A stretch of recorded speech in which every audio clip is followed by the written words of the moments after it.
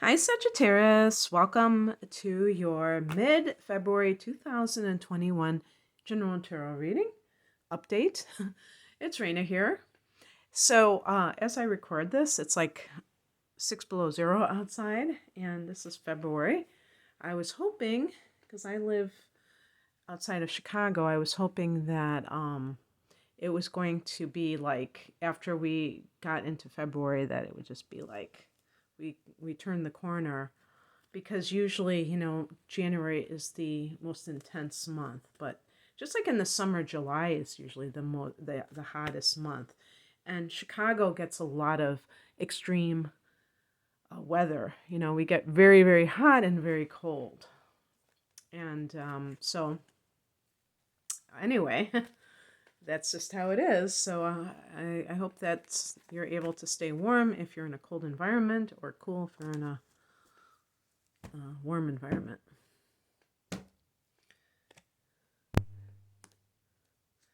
And the next, it's going to be a new moon, is happening on February 11th. So just in a matter of days as I record this. And it's going to be in Sagittarius's third house, which is the house of communication. So we are in the middle of a Mercury retrograde, and Mercury rules the third house. So maybe something that you want to launch, you might end up waiting a week to do so, or 10 days, because of the retrograde. Or you might just say, I'm totally defying this, and I think it's going to actually work in my benefit. There was another astrologer who, I remember that they launched their website during a Mercury retrograde, and I always wanted to ask them why they did that. I thought that was pretty gutsy, but also very interesting, if there was like some secret little magical reason for that. Okay.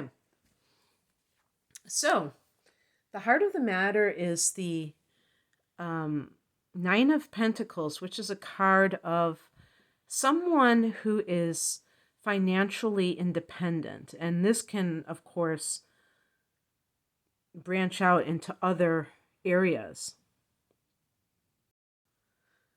It can mean working for yourself, which means that, you're, as a Sag, you're experiencing autonomy where you don't have somebody telling you what to do. And for Sag, this is like something that, these are goals a lot of times. But it can be like communing with nature. It could be something that is not connected to money per se, but to the material world.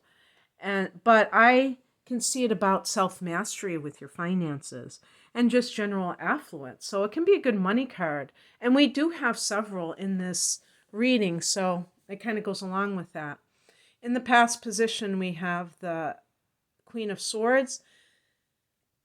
And this is somebody that has to make a choice about something, or I would say, too, has to maybe endure something and see it through, but not allow the emotions to kind of take control. And I could see in my own life, being a Sun in Sagittarius, how this played out for me, and having it to do with our finances and things like that. An example is that, let's say that you have your own business, but with when you have your own business, you can't predict how much money you're going to make. And sometimes people have really bad months, and they may think to themselves, I don't know if I can continue with this. I'm not solvent, or I just can't do this. It's not bringing me the finances I want.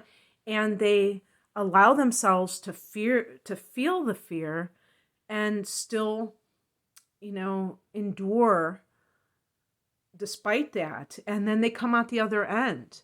And, are these kinds of periods tests? It's a good question. I don't have the answer to that, but I do think that sometimes with the Queen of Swords, the person does have to make up their mind whether they're going to continue or to quit, but also how they're going to frame something, how you're going to frame a certain event. And this runs the gamut in life, because it's all about that. Just like they say it's all about marketing sometimes when people are trying to sell other people things, they just frame it in a way that makes it sound irresistible. Well, the same thing happens when we're dealing with trials and tribulations. We can choose to make it about ourselves and unworthiness and things like that, or we can see it in a totally different light, in a more detached viewpoint. Because actually, the Queen of Swords, it is about detachment. The Queen represents a water element, which is totally attached, but the swords are the intellect, so the air element. Now, this can also be a mother, perhaps, giving money to you. For some reason, I was thinking in a divorce. I don't know why. I'm learning to be more intuitive with these tarot readings instead of like textbook, definitions. But that was something that I got. So it was almost like being helped by a woman, and her taking your side, or having sympathy. Now, in some cases, that might even be a mother-in-law who is so impartial that she's not even going to defend her son if her son is kind of like irresponsible and not being a good provider. So in those kinds of situations as well. The higher message is the Two of Pentacles, and this is supposed to be a spiritual message. So it's not so much about the mundane events, but I would say, as a spiritual message, it means that life is in constant flux. So sometimes, this is a card maybe of even juggling two jobs. But if you're the kind of person who is really, maybe this Nine of Pentacles is your goal, burning desire at the moment, Sag, and not what you're actually experiencing in your life. And you're like, the thing I want most of all is to break free from having to work for somebody else. The Two of Pentacles, to me, is saying, okay, well, maybe you'll have to stay on your job a while longer as you launch your business. You can't, don't be so, what's the word, overly optimistic, as a lot of Sagittarians are, that you don't take into account that things may take a while to just start to catch on. Or the Two of Pentacles can mean maybe you need to go back to school, or maybe you need to get training, that you're balancing. Maybe you have too much on your plate, that you have to focus on one thing versus all these other things. It can mean different things depending on where you are. But that would be specifically if you are somebody who is currently not feeling and not resonating with being the Nine of Pentacles. I think also, just in general, for anybody who has their own business, offering something else in addition to what you currently offer. Maybe, you need to branch out a little bit in some way.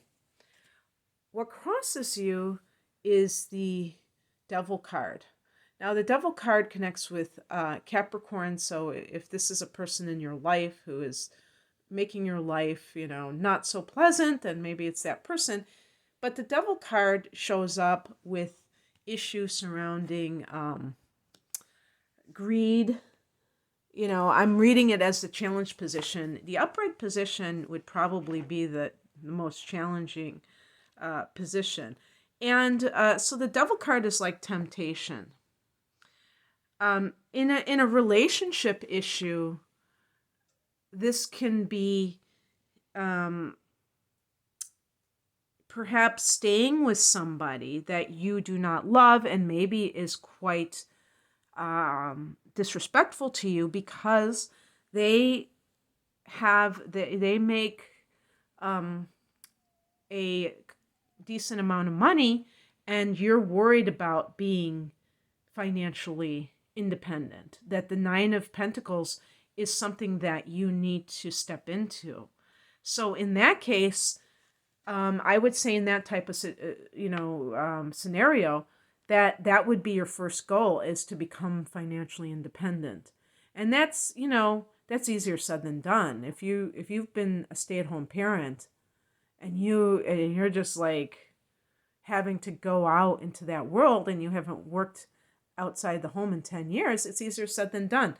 But once you get over that hurdle, and it might be, something that you do that is very an unassuming type of job, like, working in a retail environment, working in something that you don't have to have an extensive resume, you might still be able to begin that process.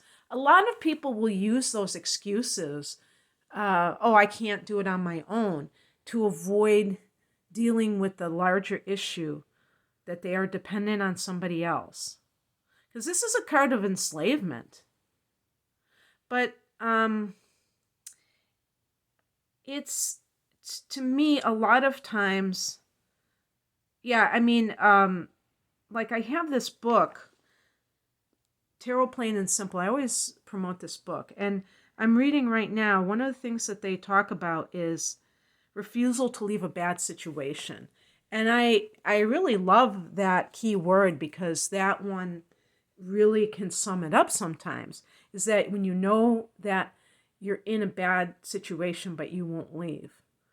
And because two of the top three cards are Pentacles, and you even see with the Devil card that he's got a pentacle too, because, Capricorn is an earth sign, and Saturn is the ruler of Capricorn. Satan is Saturn and Satan. Although I don't see the planet Saturn as being just some kind of evil influence. But that could be something that keeps you, ensnared. So it's something to think about. So what's coming in is the Chariot card, which is a card of victory through transcending, opposing forces. As somebody pointed out to me, the horses of duality, the black and white horses. And what that means, going back to that Queen of Swords, is a lot of times we label our desires or our dreams as bad if they infringe upon somebody else's, even if we, admit that we have the right to our happiness and that we're not doing anything inherently selfish. And if you have the moon in Libra, if you have Mars, I think Sag can have Mars in Libra. Mars in Libra, Pisces, Moon in Pisces, things like that. You can feel guilty about thinking of yourself. You might feel like it's your duty to always think about other people. And that is simply not the case. Whatever the situation represents to you, the Nine of Pentacles is about financial autonomy, ultimately, because you see it as a vehicle for you to feel more freedom in your life overall. And the Chariot is certainly a vehicle, right? And the Chariot can also speak of travel. Two of Pentacles, reading it as a mundane prediction card, could be about, even a job overseas. But again, it's like any offer that you get, if it's something that is purely for the money, a lot of Sages will struggle with that. You might feel like, I'll just do this for a while and then I'll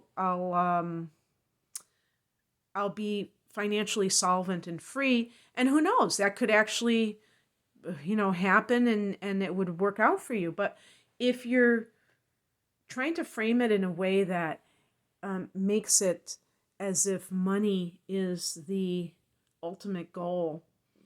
I think that then you're betraying yourself as a Sagittarius, because Sag is a sage. And, I honestly do believe the earth signs came here to interact with material energy, that was one of their goals. I don't think that all of us are supposed to be gazing at our navel all day, because I think that we are in this material world for a reason. But it's so easy to get ensnared in that world, that 3D world that is finite, and we have to embrace the infinite again. The outcome is the Nine of Wands, which is a card of having boundaries, having this sense of being able to know what you want and know what you don't want and act upon it. And that's how I ultimately see boundaries. And I want to say one last thing. With the Nine of Wands, I often think of narcissists. And so if I go back to that Nine of Pentacles, and by the way, the number 9 is connected, if you think of the major arcana, the Hermit is number 9.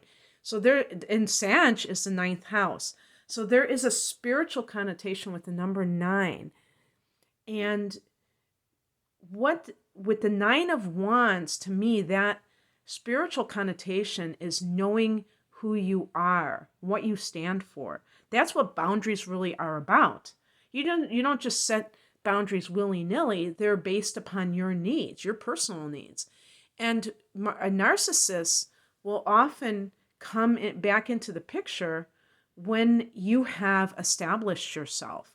So with the Nine of Pentacles, perhaps that's what is happening. You're functioning independently, and this person, maybe it's an ex partner during Mercury retrograde. This period is still during Mercury retrograde. Mercury doesn't go direct until, I believe, like the 20th or 21st of February. So I will be doing end of the month readings for that period, but this period is still Mercury retrograde. So being able to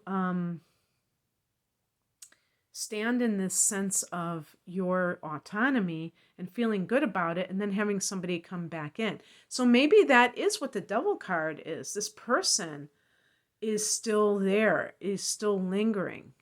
Or maybe you still are harboring the hopes that they will come back because they left you. Even if they come back after they left you, don't think for a minute that it says what you think it says.